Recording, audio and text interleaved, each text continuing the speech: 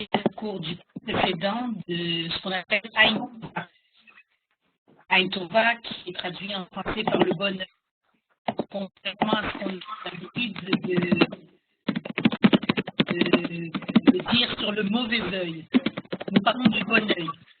Et ce bon œil est un outil actif et réel qui permet de créer un changement chez l'enfant et même chez l'adulte. Nous avions parlé, je fais un petit résumé du cours précédent pour ceux qui n'y étaient pas. J'entends des bruits dans le fond, c'est normal? Harry? Oui, là, ça devrait arrêter là maintenant. Ok. Donc, nous avons parlé la dernière fois du bon œil, qui est une des qualités principales de Avraham Avinu. Et il est même marqué dans la Pirkei Avot que tout celui qui possède ce bon œil fait partie des élèves d'Avraham Avinu. Et contrairement, tous ceux qui ont le mauvais œil, qui sont aptes à voir le mal, sont les élèves de Bilam Aracha. Donc, nous avons le privilège d'être les enfants d'Abraham et donc de comprendre et d'essayer de développer ce bon œil. Nous avons parlé aussi du Rav Shmuel, qui était le Rav qui dansait avec une branche de myrte devant les calottes et qui mettait très mal à l'aise tous les autres rabbinim qui étaient là. Et c'était pour lui une façon de donner un premier cours de Shalom Bayit, un premier cours d'entente conjugale et de savoir d'enseigner au Khatan comment apprendre à aimer sa kala en voyant le bien qui était en elle. Et je voulais rajouter aussi que Abraham Avinu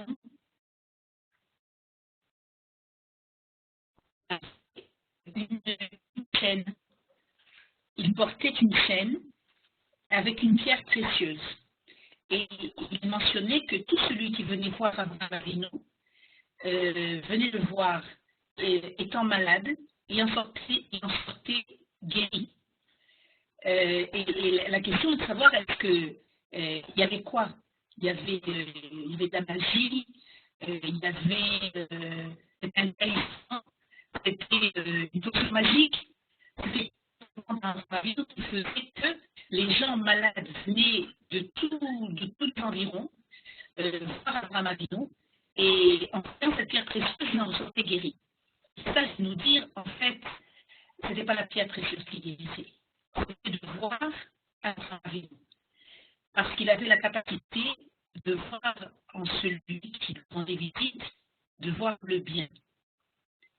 Et être en contact de gens qui sont capables de voir profondément en nous ce qu'il y a de positif, ce qu'il y a de précieux, ce qu'il y a de sacré dans notre personnalité, c'est un regard qui guérit.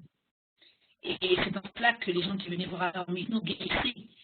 Abraham Avinu était capable d'avoir ce regard profond dans les secrets de la personnalité de la personne, de voir sa nature profonde, sa nature droite et saine, telle que nous avons essayé de l'apprendre au cours des premiers cours de nos entretiens.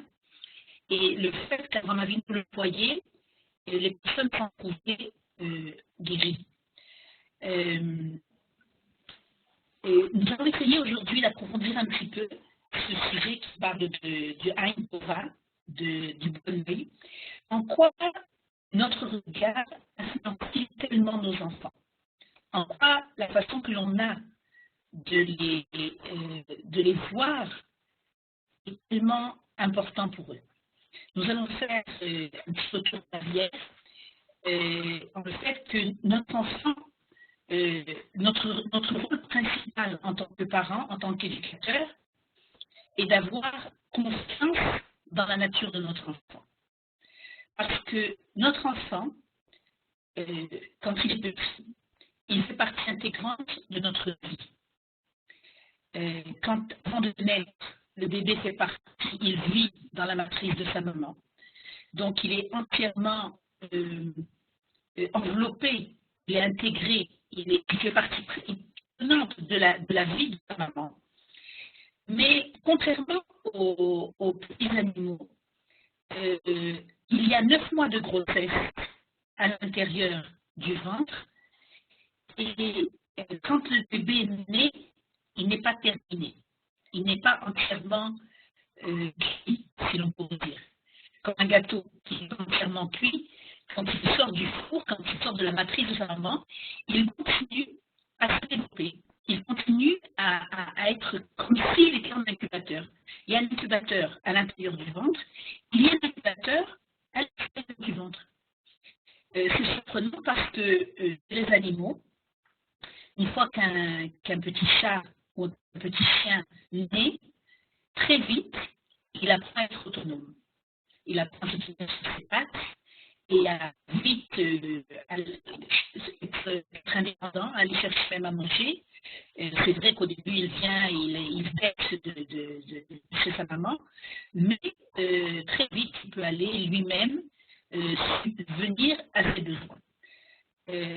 Alors on pourrait dire, à la limite, le petit enfant est moins développé qu'un animal, mais il y a bien sûr une intention divine dans cela. Ce n'est pas qu'il est moins développé, c'est que l'Éternel a voulu qu'il lui faille encore de longs mois pour pouvoir obtenir une continuation de maturité. Ce qu'il a reçu dans le ventre, c'était un début de maturation, si on peut dire, et ce qu'il va recevoir en dehors du ventre, c'est une continuité. En quoi elle consiste?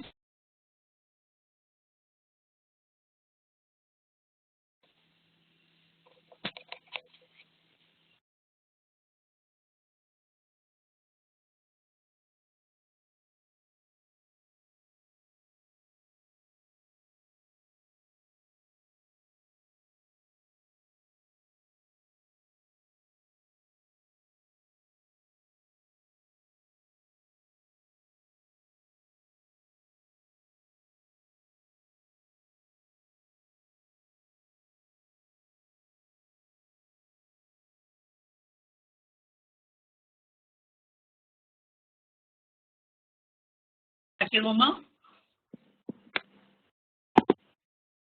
Achevé. Et un enfant est inachevé.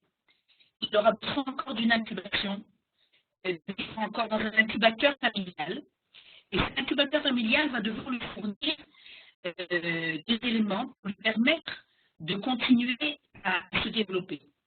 Ces éléments vont être que pendant, évidemment, la première année, aussi la première année, il devra apprendre à vivre en société. Un animal n'a pas besoin de vivre en société, donc lui, ce qu'il va recevoir dans le ventre de sa maman, ce n'est que la capacité de pouvoir survivre quand il va venir au monde. Mais un enfant, qui est le propre de l'homme, c'est d'être un être social, quand il va naître, il devra apprendre les règles de vie. Et ces règles de vie, elles sont au départ les mêmes que celles qu'il va avoir dans le ventre, c'est-à-dire un amour inconditionnel. On ne peut pas dire à un enfant, si tu te tiens bien, tu auras à manger. Ou si tu te conduis bien, je te protégerai. Le petit enfant va recevoir en dehors du ventre de sa maman ce qu'on a appelé un incubateur familial. Il va avoir les mêmes conditions qui vont lui permettre de grandir, c'est-à-dire un amour inconditionnel, de l'amour, et puis aussi des caresses, et puis encore de l'amour conditionnel. Ce sont des règles de vie chez l'humain. Il a besoin de lait pour vivre, et il a besoin de miel pour aimer la vie. Pour aimer sa vie, pour savoir qui il est, pour savoir ce qu'il est, et pour savoir que sa vie a de la valeur, pour savoir que sa nature est bonne, pour savoir qu'il est ce qu'il est. Et donc, le miel, on pourrait le comparer à ce bon œil. Ce bonheur, c'est ce qui donne à l'enfant sa raison d'être.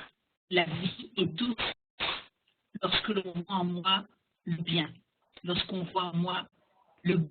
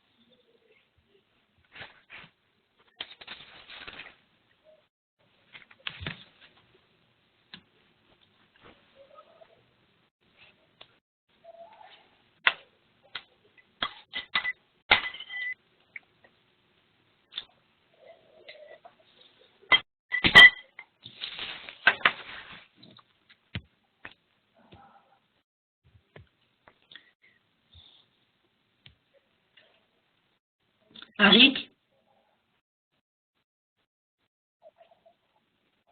est-ce qu'on entend?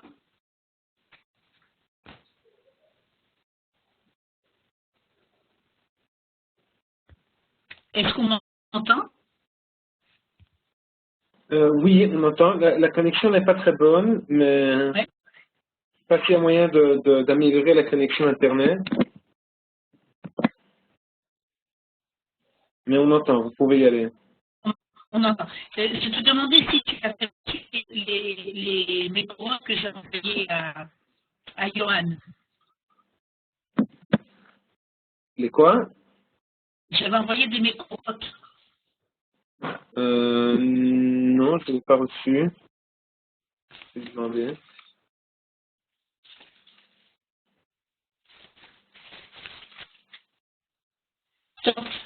Alors, je vais les lire de ce que j'ai à mes côtés. Vous ne verrez pas, c'est dommage. Je vais essayer de vous les citer. On m'entend là, ça va? Oui. Ok. Donc, on a un débat qui dit à quel point l'enfant, en fait, il se développe en fonction de l'amour qu'il va recevoir de ses parents, mais aussi du regard qu'ils vont avoir sur lui. Le petit enfant qui se regarde dans la glace, il se regarde par les yeux de ses parents. Il n'a pas d'appréciation objective de lui-même. Ce qu'il a à voir dans la glace, c'est comment ses parents le voient.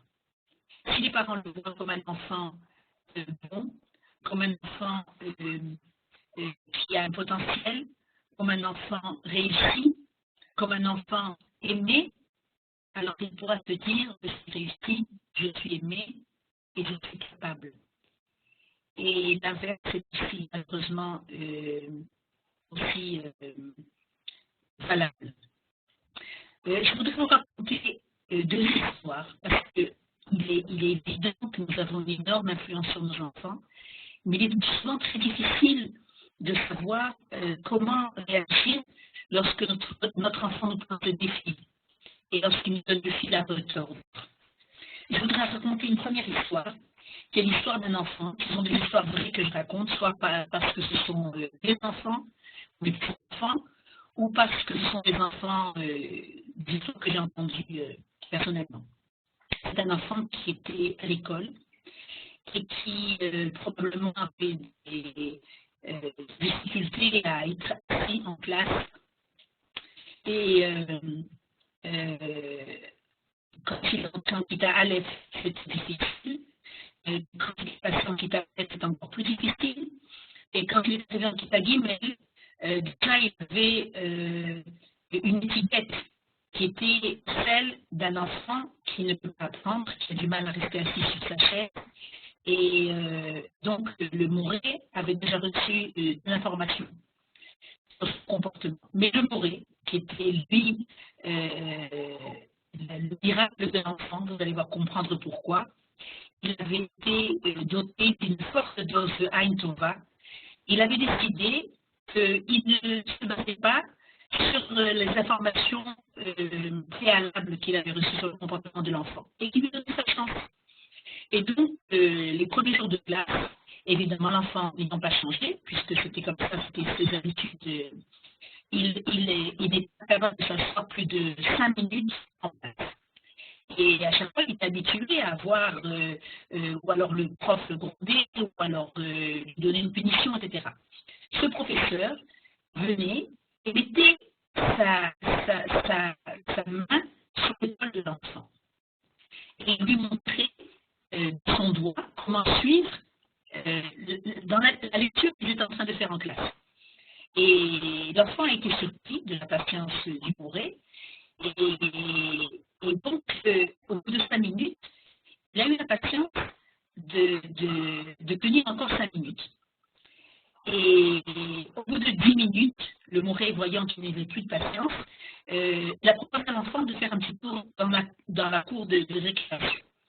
Il est ressorti, revenant, le Moré lui a donné un petit carreau de chocolat. C'est à recommander. C'est une potion magique qui permet aux enfants de faire de grands progrès. Un petit carreau de chocolat. Et l'enfant, cette fois-ci, c'était pas seulement 10 minutes, ça a duré un quart d'heure. Et à chaque fois qu'il fait des épines à l'endroit où on a l'habitude de s'asseoir, alors la main bienveillante du Moré et son sourire l'aidaient à se reconcentrer et à s'asseoir. La journée est passée, le lendemain, il y a eu encore une évolution. Au bout de la semaine, l'enfant avait fait de grands progrès. Et le Moré a dit à l'enfant, je voudrais que tu dises à ta maman que je vais l'appeler. Je voudrais lui parler au téléphone. Et donc l'enfant s'est amusé en disant, maman, tu sais, mon Moré, il voudrait t'appeler au téléphone. Alors la maman dit, ouais, ras-le-bol, je sais pourquoi on m'appelle au téléphone. Chaque fois qu'on m'appelle, c'est pour me dire à quel point tu as fait des problèmes à l'école. Donc, moi, s'il m'appelle, je dirai, je ne suis pas là.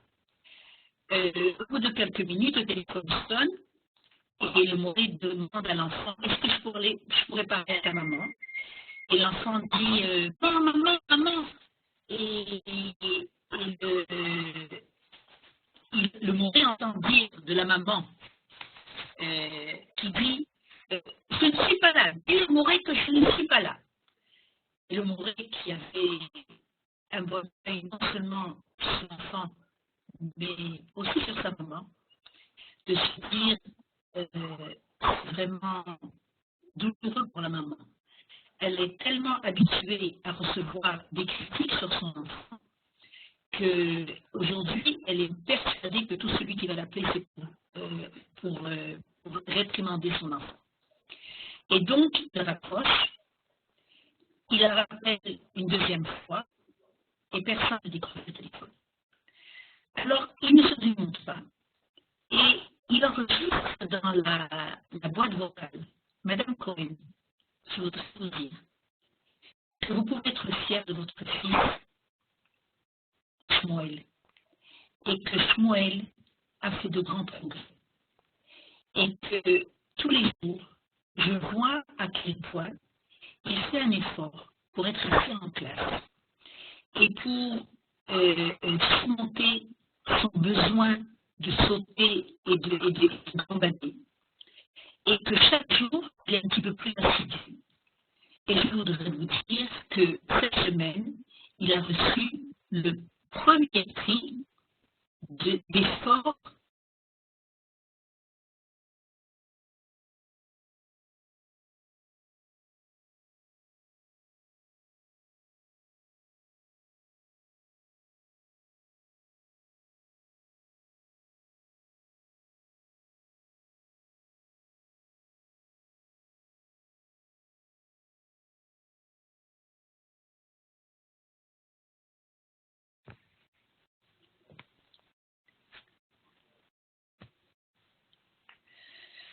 Henri,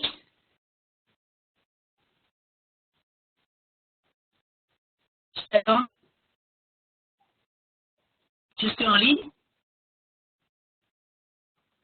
Est-ce que je suis en ligne? Oui, oui, c'est bon, allez-y. Ah, ok. Et donc, Madame Cohen est toute surprise du message qu'elle a reçu, mais ce qui est encore plus surprenant, c'est que le petit Shmuel, pendant des dizaines de fois, il a remis le message pour écouter les voix de son professeur, décrivant à quel point la maman pouvait être fière de son fils. C'est quelque chose qui a provoqué un changement radical. Pour la première fois, il y avait quelqu'un qui avait vu ses efforts et qui avait vu d'un bon œil le comportement qui est petit à petit en train de s'améliorer. Et c'était pour Shmuel le miracle de sa vie, d'avoir rencontré quelqu'un qui est capable d'avoir un bon œil sur lui. Et ce bon œil transforme la vie d'un enfant. Il transforme la vie d'un enfant, il agit sur son comportement, il lui permet de se regarder au travers des yeux de ceux qu'il aime et de ceux qui ont confiance en lui. Alors ça, c'est la première histoire de Shmuel Cohen et de sa maman et de leur professeur. La deuxième histoire est une histoire que j'ai vécue moi-même pendant Hanouka. J'ai eu la visite de mes enfants et de mes petits-enfants. Et un de mes enfants et sa femme sont venus me dire on voudrait parler parce qu'on a un gros souci. Et je me demandais de quoi ils allaient parler. En fait, ils voulaient me parler de leur fils aîné qui est en Kitale, qui a 6 ans et demi, et qui est déjà l'aîné de 2 petits frères. Et ils me disaient qu'ils étaient inquiets parce que leur fils n'apprenait pas à partager. Parce que leur fils était, à leurs yeux, ils n'ont pas vraiment prononcé le mot, il était égoïste. C'est ce que ça voulait dire. Qu'il ne pouvait jamais partager ni avec ses frères, ni avec ses camarades. Et qu'il le voulait grandir en étant centré sur lui-même. Et que pour eux, des mecs qui sont des parents qui sont admirables dans leur midote, dans leur comportement, etc. C'était un gros souci et ils n'arrivaient pas à influencer leur fils. Et donc nous avons parlé du fait qu'un enfant, jusqu'à la bar mitzvah, n'est pas encore maître de son monde intérieur. C'est pour ça qu'on ne peut pas encore le punir. La bar mitzvah à 13 ans, on dit ça y est, maintenant tu es responsable de tes actes. Il faut savoir, c'est qu'à 13 ans, il commence à prendre la responsabilité de ses actes. Mais à 13 ans, on ne punit pas encore.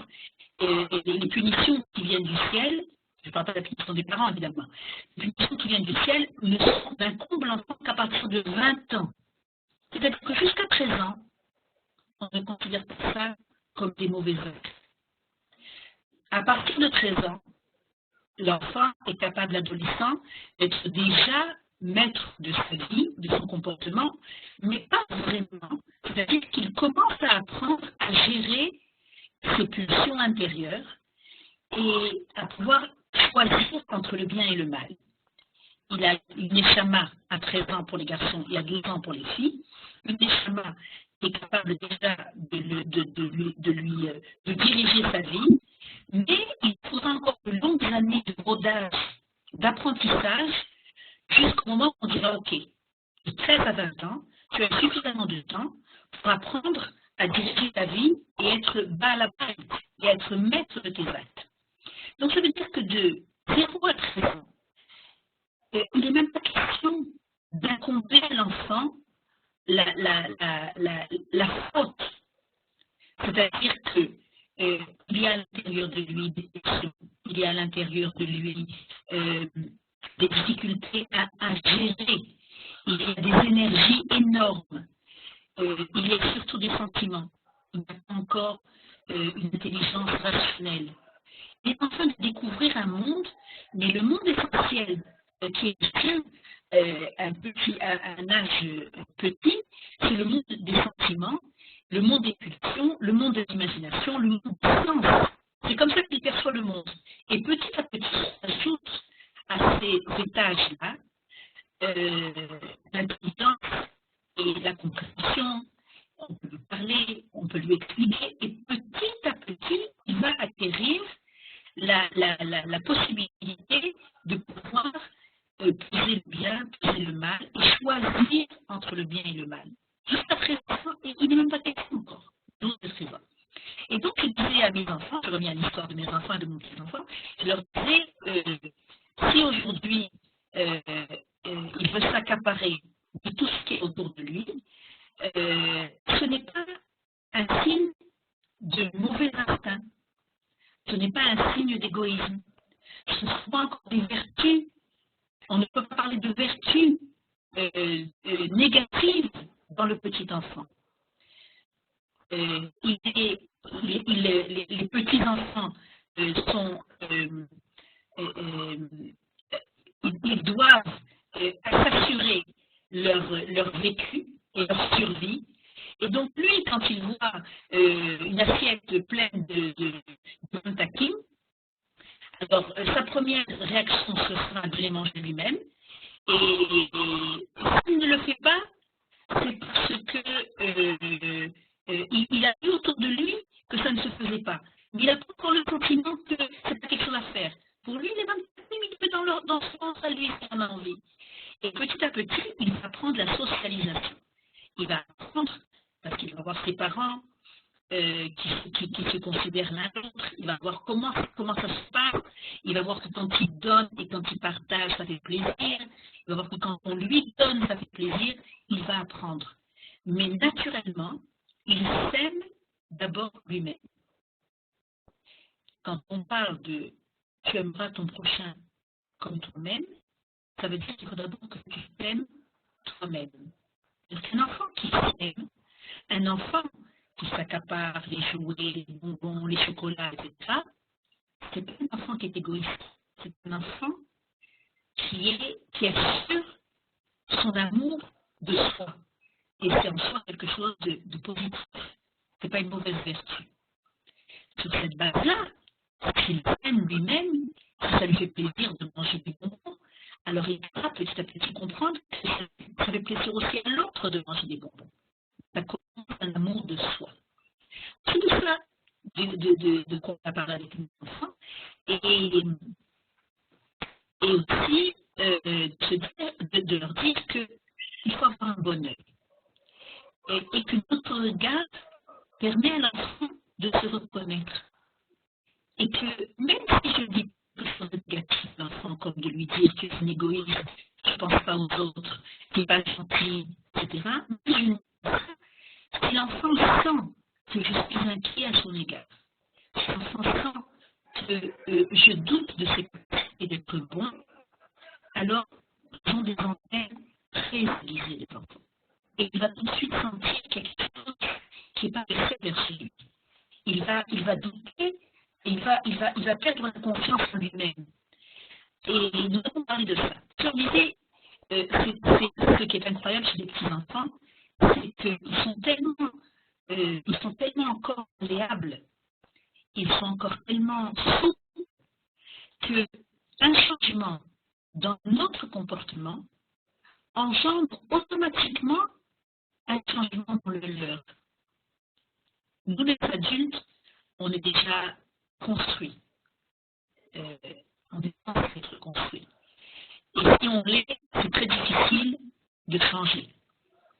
C'est très difficile d'avoir la possibilité d'être autrement.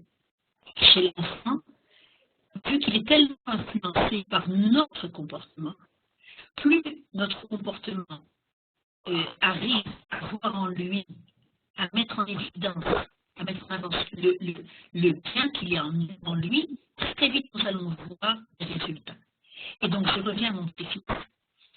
Ce même Shabbat, il était chez nous, avec d'autres petits cousins. Ils ont construit ce qu'ils ont appelé un mahané.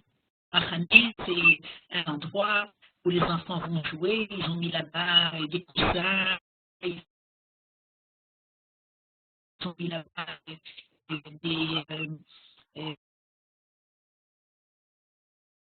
ce petit garçon, desquels les parents étaient tellement épais, est venu en me disant « Safta, viens, je veux que tu vois le mahané qui s'est construit. » Alors je suis descendue dans le jardin et j'ai vu l'endroit, le petit paradis des enfants qui étaient en train de se construire, et mon petit-fils de me dire Safta, on a construit ce mahané. Mais s'il y a d'autres petits enfants qui viennent et qui veulent jouer là-bas, alors 3 points de suspension. Je voulais deviner quelle était la fin de la phrase. Et j'ai raconté à mes enfants l'histoire en leur disant, d'après vous, quelle est la fin de la phrase? S'il y a d'autres petits enfants qui viennent là-bas, tu leur diras que, alors il y en a un des deux qui m'a dit que personne ne touche, et la maman m'a dit, ils peuvent toucher, mais qu'ils savent que c'est à nous. Et j'ai dit, ben non. Cet enfant, ce qu'il m'a dit, si d'autres petits-enfants viennent, tu peux leur dire qu'on a construit ce mahané aussi pour eux. Et on a été émerveillés. On a été émerveillés pour 2 choses. Premièrement, parce que ça réjouit un enfant qui a l'habitude d'être centré sur lui-même et capable de lui-même de penser à faire plaisir à d'autres, ça fait plaisir. Et on a été réjouis aussi de voir que peut-être, on ose croire, c'est partie peut-être du miracle de Hanouka, miracle des lumières de Hanouka. À partir du moment où les parents ont allumé une lumière dans leur regard et qu'ils ont compris qu'il ne fallait pas être inquiet sur les choses qui n'existaient pas encore. Il fallait être content, il fallait être réjoui, il fallait être conscient dans les choses qui existent dans le comportement de l'enfant, dans la nature de l'enfant, avoir confiance dans la nature de notre enfant. Si nous, on adopte ce regard agit. Pour ceux qui étaient là la semaine dernière ou au cours précédent, nous avons parlé de cela. Le monde est fait de ténèbres et de lumière. Et que si nous décidons de porter notre regard sur la lumière, alors la lumière va jaillir, nous allons nous en trouver éclairés, nous allons rajouter de la lumière au monde. Et si nous choisissons de porter notre regard sur les ténèbres, sur les choses manquantes, sur les choses négatives, alors à ce moment-là, c'est les ténèbres qui vont apparaître. Et nous allons être ternis par les ténèbres. Et nous allons rajouter des ténèbres au monde.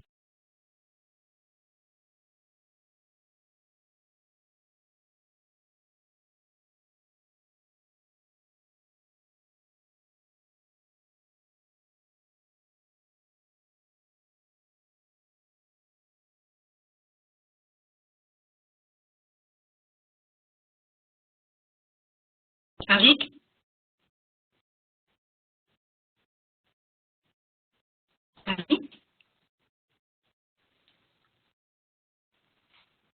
on m'entend?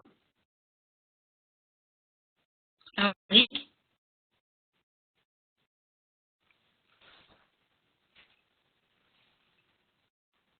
est-ce qu'on m'entend? Est-ce qu'on m'entend?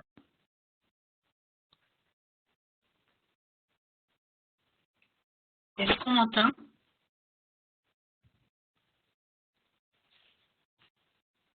Est-ce qu'on m'entend?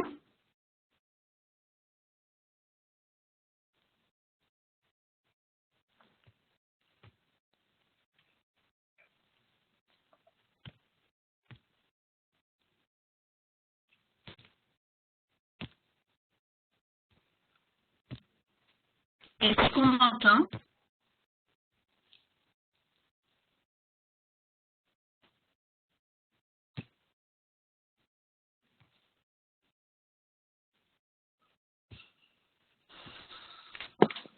Oui, on entend. Ah, Arik, Oui, est-ce qu'on m'entend? oui, oui. Ah, il n'y a plus d'image. Euh, Que à 13 ans, l'enfant reçoit une nouvelle neshama. Et que cette neshama, c'est le côté collectif. Jusqu'à 13 ans, il n'y a seulement qu'un niveau individuel. Et à 13 ans, dans un côté collectif, c'est d'ailleurs pour ça qu'il peut faire, un garçon, il peut faire partie du minyan. Et donc, il fait partie de la collectivité d'Israël. Mais au niveau de la punition, c'est-à-dire d'être capable de choisir en pleine âme et conscience, en pleine capacité, en fait, ces fonctions sont vraiment développées, ça prendra encore de longues années jusqu'à 20 ans.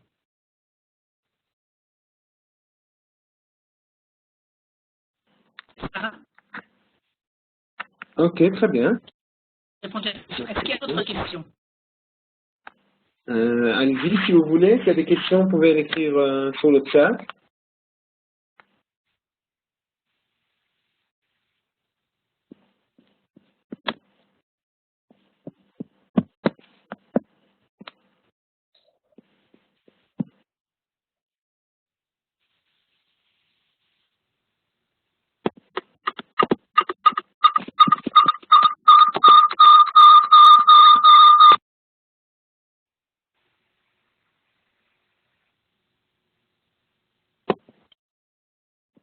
Ok, je ne vois pas d'autres questions.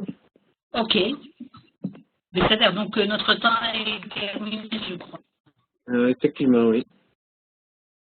Ok. אז שבת שלום לכולם. Shabbat shalom, merci beaucoup. כן, בעזרת השם.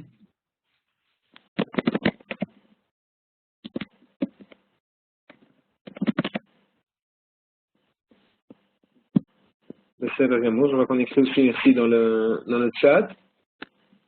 Très intéressant. Ok, alors merci à tous et à la semaine prochaine. Shabbat shalom.